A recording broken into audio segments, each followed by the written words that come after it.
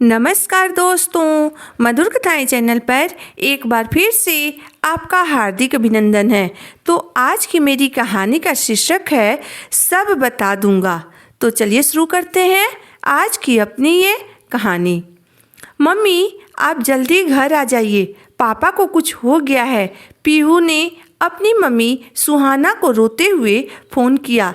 सब्जी खरीद रही उसकी मम्मी सुहाना के हाथ से सब्जी की थैली गिर गई और वह दौड़ती हुई घर पहुंची। दरवाज़ा खुला हुआ था।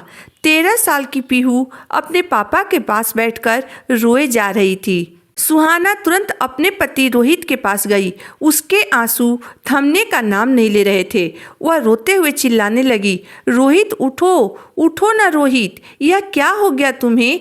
और वह रोहित के शरीर को झकझोरने लगी। फिर भी रोहित के शरीर में कोई हलचल न देखकर वह तुरंत पीहू को पड़ोसी गुप्ता जी के यहाँ भेजकर गाड़ी निकालने के लिए कहा और दूसरी तरफ उसने अपने पर्स में नगद पैसे डालकर रोहित को उठाने की कोशिश करने लगी। तभी वहाँ पड़ोसी गुप्ता जी आ गए। उनकी मदद से वह 15 मिनट में रोहित को लेकर सिटी हॉस्पिटल पहुंच गई। सुहाना के आंखों के आगे अंधेरा छा गया था। सारे बुरे विचारों ने उसे घेर लिया था। डॉक्टर ने रोहित को तुरंत भर्ती ले लिया और टेस्ट शुरू हो गए। रोहित अभी भी बेहोश था। ठीक आधे घंटे बाद डॉक्टर ने सुहाना को बताया कि रोहित की शुगर अचानक बढ़ जाने के कारण वह बेहोश हो गया था। अब वह होश में आ गया है और बिल्कुल ठीक है, लेकिन 2 दिन अस्पताल में भर्ती रहने की सलाह दी। डॉक्टर की बात सुनकर सुहाना की जान में जान आई कि रोहित को होश तो आ गया।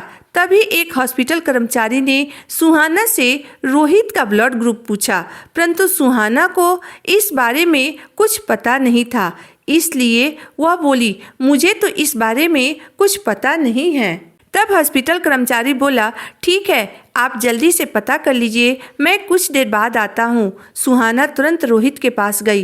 रोहित की आंखें खुली हुई थी। वह पूरी तरह से होश में था, लेकिन रोहित डर गया था कि यदि उसे कुछ हो जाता तो क्या होता। सुहाना ने प्यार से उसके माथे पर हाथ रखा और कहा, तुम बिल्कुल ठीक हो, चिंता मत करो, मैं हूँ ना, मैं सब संभाल लूँगी। सुहाना ने रोहित से उसके ब्लड ग्रुप के बारे में पूछा। तब रोहित ने कहा, घर पर मेरी अलमारी में एक लाल रंग की फाइल है, उसमें मेरी बीमारी की सारी जानकारी है। तुम उसे मेरे पास ले आओ, बाकी मैं सब देख लूँगा। सुहाना तुरंत घर जाकर घर से सारे जरूरी कागजात ले आई। रोहित की तबीयत खराब होने की खबर मिलते ही उसके माता पिता, जो अपने दूसरे बेटे के साथ दूसरे शहर में रहते थे, वह भी आ गए। रोहित 2 दिन बाद हॉस्पिटल से छुट्टी लेकर घर आ गया। सुहाना ने उसका पूरा ध्यान रखा, जिसके कारण रोहित बहुत जल्द ठीक भी हो गया। एक दिन शाम को रोहित ने सोचा, आज मैं सुहाना को अपने बारे में तथा अपने सारे बैंक के कागज और ऑफिस के कागज के बारे में सब कुछ बता दूंगा। यह सोचकर रोहित ने सुहाना को अपने पास बुलाया और बैठने के लिए कहा और बोला, देखो सुहाना, आज मैं तुम्हें सब कुछ बता देना चाहता हूँ, क्योंकि अगर मुझे कुछ हो गया तो यह सब कुछ तुम्हें ही संभालना है। रोहित के इतना कहते ही सुहाना रोते हुए बोली, ये क्या कह रहे हैं आप? कुछ नहीं होगा आपको, और मुझे यह सब नहीं देखना है और न ही इसकी जिम्मेदारी उठानी है। सुहाना के आंखों से झरझर आंसू बहने लगे। फिर रोहित ने उसे समझाते हुए कहा, देखो सुहाना, तुम्हें हमारे घर के हर कागज, बैंक के नंबर तथा बीमा के बारे में सब कुछ पता होना चाहिए। यह बहुत ज़रूरी है। समय का कुछ भरोसा नहीं है, कब क्या हो जाए किसी को कुछ पता नहीं है, इसलिए तुम्हारा यह जानना बहुत ज़रूरी है। तभी वहाँ सुहाना के सास ससुर भी आ गए। सास ने सुहाना के आंसू पोंछते हुए कहा, बेटा, मैंने देखा है कि तुम रोहित का ध्यान रखने के कारण कई दिनों से ठीक से सो भी नहीं पाई हो। बेटा, भगवान करे रोहित को लंबी आयु मिले, उसे मेरी भी उम्र लग जाए। लेकिन बेटा, तुम्हारे ससुर जी ने जिस तरह अपनी वसीयत तथा अपने बैंक अकाउंट के नंबर मुझे बताए थे, ठीक वैसे ही रोहित भी तुम्हें सब कुछ बताना चाहता है। तुम समझदार हो, तुम जिस तरह घर चलाती हो उसी तरह तुम्हें इन सब की जानकारी होना भी बहुत ज़रूरी है। उसके ससुर जी ने रोहित से कहा, बेटा तुम सुहाना को सब कुछ अच्छे से समझा दो, क्योंकि यह बहुत ज़रूरी है। कब कहाँ किसकी ज़रूरत पड़ जाए कुछ कहा नहीं जा सकता है। सुहाना को भी यह सब सही लगा। हॉस्पिटल में उसे जो नहीं पता था आज उसे पता होना ही चाहिए। देर रात तक सुहाना को रोहित ने सब कुछ अच्छे से समझा दिया।